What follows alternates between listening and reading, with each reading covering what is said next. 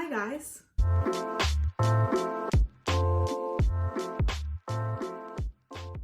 In the usual fashion of me not making videos for long times except for summer and winter because that's when I am on break from college, I have another winter break video to make. So the nature of my reading habits revolves around when I have breaks from school.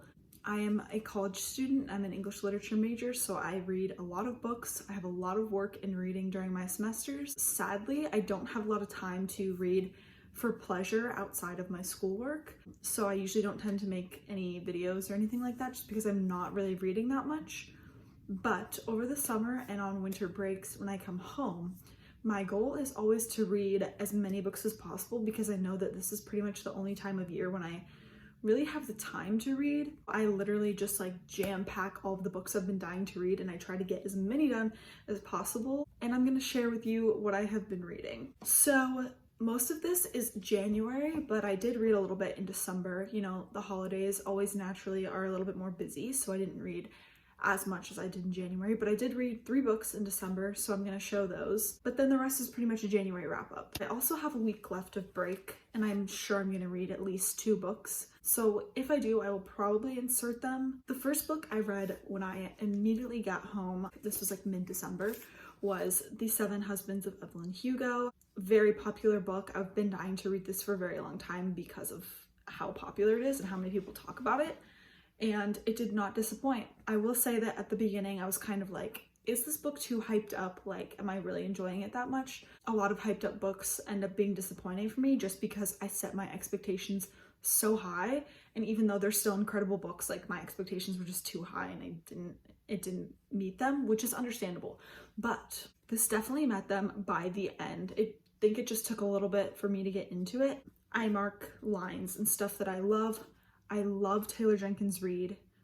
I don't really know how to say her last name. I read Malibu Rising over the summer and I absolutely loved it. I love her writing style, her characters, very emotional, very easy to like get involved in her world. She paints very clear images and you're just sucked into the world of the book, which is something that always makes me love a story, no matter what it's about. If you can build a world that is so like captivating, that is what will make me fall in love with a book, and this absolutely did that. I don't like saying a lot about books because personally as a reader I love going into books knowing like slim to nothing and just finding out as you read, so that's kind of how I talk about them.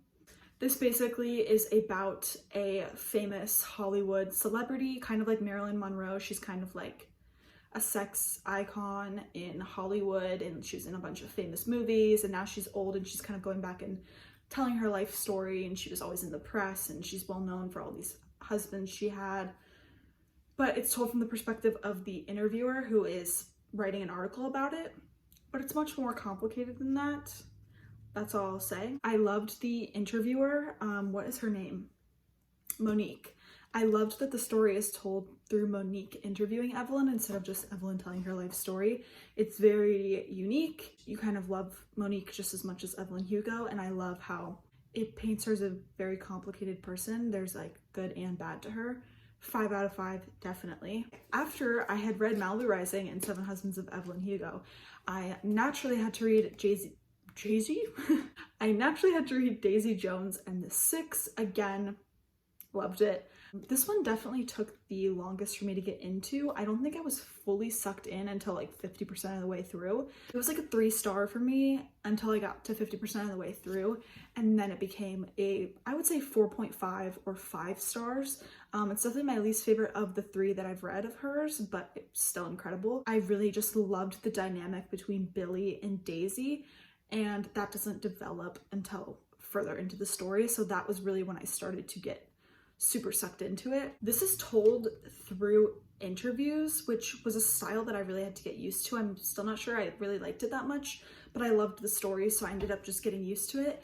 But it's basically somebody interviewing this band who were very famous in the 60s and kind of going back and trying to figure out what led to their breakup and all of their drama. Again, the writing style is really beautiful. I just love her writing. It's very poetic, but also simplistic at the same time. Again, sticky notes for all of the parts that I love. I love how a lot of her characters are like girl power, like women trying to find their power. Yeah, Loved it. Then I did my reread of Harry Potter and the Prisoner of Azkaban. Super random. I just really wanted to reread this. It's one of my all-time favorite books ever, and it's a very comfort kind of read. Obviously 5 out of 5. Harry Potter is forever one of the best books ever written, and Prisoner of Azkaban I think is one of my favorite. Half-Blood Prince is definitely my favorite, but this one is up there, maybe my second or third favorite. Those are all the books that I read in December. This next book that I started like December 31st, but it was actually the last book that I finished, but I think I'm going to talk about it now because it was the next book I started, and that is Red Comet. It is a biography about Sylvia Plath. Look at this thing. It's literally a brick. It is 1,118 pages. It literally hurts to hold up, and I finished it. I can proudly say that I finished this book. So it took me 2.5 weeks. But I read about the first half all at once. I was very sucked in, and then I kind of took a break because I wanted some more fiction fantasy kind of books, and then I came back to it and finished it. Wow. I love The Bell Jar. It's one of my all-time favorite books. I got this for Christmas. I didn't even realize how much I love Sylvia Plath. It talks a lot about her as a writer and a woman who wanted a career in a time when women weren't really encouraged to have careers, and kind of balancing motherhood and domesticity with careers and with the creative life of writing. It talks a lot about her depression in a more societal way, which I think is kind of rewriting what it's usually been, which is just that she was like crazy and mentally ill, which is a very common stereotype for creative, smart women. So yeah, I love that it was kind of trying to rewrite the narrative there, and it's written in such a way that it doesn't really feel like you're reading a biography. It feels like you're reading a fictional retelling of her life, you know, kind of.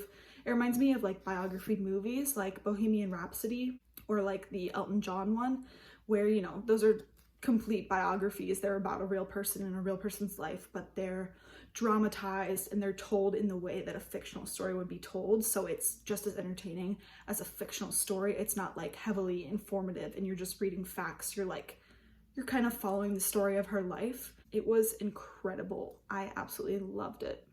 5 out of 5 for sure. And I really don't read a lot of biographies or nonfiction, so I feel like that is saying a lot for me. This is not a physical book, but I read the All the Young Dudes fan fiction by Miss Kingbane 89. I have never read fan fiction before.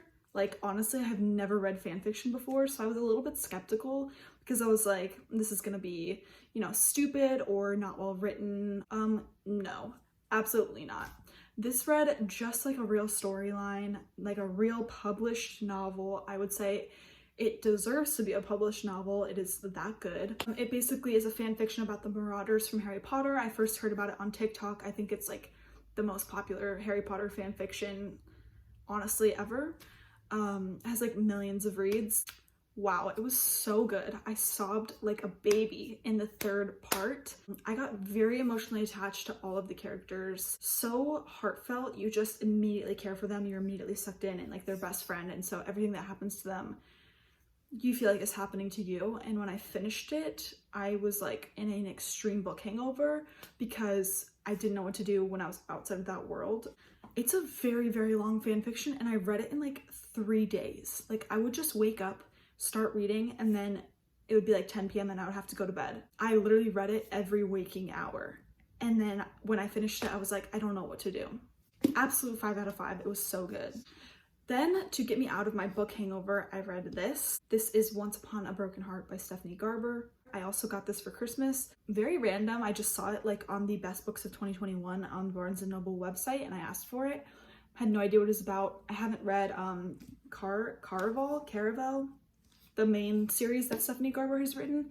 Haven't even read it. I didn't really realize that it was set in the same world as this, but I loved this book. It kind of reminds me of like a PG YA version of ACOTAR. It has the same kind of like morally gray, flirtatious romance going on. So much fun. Like, literally I just picked it up and I was like, maybe I'll give it a go, and then I kept reading. It's very easy to read, to get sucked into. I had just read All the Young Dudes, and so I was like going through a book hangover, and I just needed something easy to like get me back into the swing of things, and this was the perfect book to read. It's basically about a girl who is heartbroken because the man that she loves is marrying someone else, and so she makes a deal with a powerful person, I forget what his official name is, to stop the wedding somehow, but she has to give something back in return, and then a whole bunch of other stuff happens. Super good. I loved it, and apparently it's the first in a series, which I didn't know, so now I just am dying to read the next one, even though it hasn't come out yet. So Once Upon a Broken Heart definitely saved me from my book hangover. I was getting back into the swing of things, and I picked up Conversations with Friends by Sally Rooney. Also got this for Christmas. My mom and my best friend have read this and told me to read it, so I obviously knew that I was going to have to read this while I was on break. Oh my god, I loved this. This is my favorite Sally Rooney novel, and I read Normal People and Beautiful World, Where Are You? And I think this is my favorite. I read it in one sitting. Like, I picked it up in the afternoon. By the evening, I had finished it. It's basically about a girl in college who starts to have a relationship with an older married man, which sounds terrible, but it's complicated, which is why it is so much fun to read. I love Sally Rooney characters. I love how very realistic they feel, and also how immoral everybody is. Like, she makes you care about people who are maybe not good people. I feel like she really tries to examine kind of that line about how there are no good people, like everybody does bad things and they're all still worthy of love, and it's complicated, and so many like messy emotions, and like, do I trust this person? I shouldn't like this person. They've done bad things, but I do like them and they are still good people. It just makes you feel a lot. Very like snapshot of real humans, kind of. I don't know. This was definitely a 5 out of 5 for me. I loved it. I had been trying to fit in a wide variety of genres. I was really feeling fantasy, but I was like trying to fight that urge because I was like, I want to read a lot of different things, and I had already read 2 fantasy books, and Conversations with Friends kind of got me out of that genre into something else. So I was like, let's switch it up again and go for a classic. So I read Jane Austen's Northanger Abbey. Very random. I don't really know why I picked this up. I just wanted to read. I've always wanted to read all of Jane Austen's books, and I've only read Emma and Pride and Prejudice, so I need to read all of them. And I was deciding between this one and Persuasion, and I just went for this one. I'm not sure why. I think because it's one of her lesser well-known ones, and so I didn't really know anything about it, and I was like, I kind of want to know what that's about. It was so good. I feel like it's a lot more lighthearted than some of her other books. It's a lot less social commentary and more just like fun romance. And I also like how it has a lot of gothic tropes in it in the second half. It almost feels like 2 different books. The first half takes place in Bath. The second half takes place in Northanger Abbey, which is like a gothic kind of home, very Jane Eyre-esque, and this was actually written before Jane Eyre, which is very interesting to me. I love that the main character is a reader, and she's very imaginative, and she kind of lets that imagination get the best of her sometimes, which is just a very endearing trait to have. And I also love how the book talks a lot about her relationships and her friendships with other women, as well as the romance. Again, something that I just really appreciate in novels, and I love that Jane Austen did that. I would give this a 4 out of 5. The last book that I read was Ninth House by Leigh Bardugo. I read Shadow and Bone and Six of Crows, both of those series over the summer, and literally loved them. Some of my favorite fantasy books of all time. The Six of Crows duology, so good. If you haven't read that, you have to read that. This one, I don't think I enjoyed as much as either of those, but I did really appreciate the difference in genre.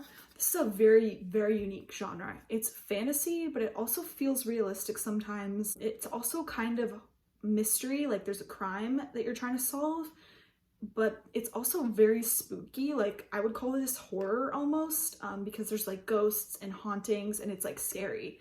But then it's also really funny, and there's also a lot of social commentary to it.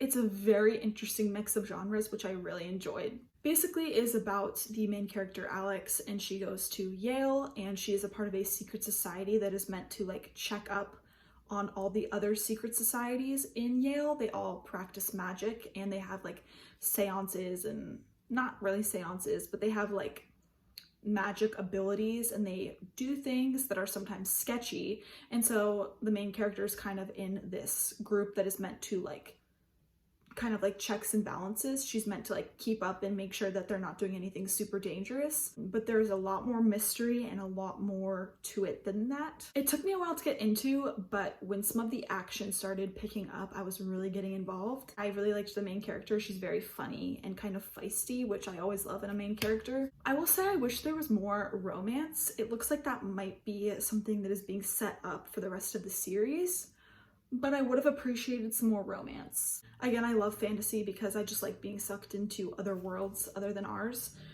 and this book definitely does that. So I would say I would give it like a 4 out of 5. Those are all the books I read over break. I would say almost every single one was a 4 or a 5, so I would say that this was a very productive reading month. I think I purposely picked books that I knew I would like so that I didn't waste my time. If anyone has read any of these books, let me know if you agreed or disagreed with what I thought of them. If you have any books that you think are kind of along those same lines that I might enjoy, please recommend them.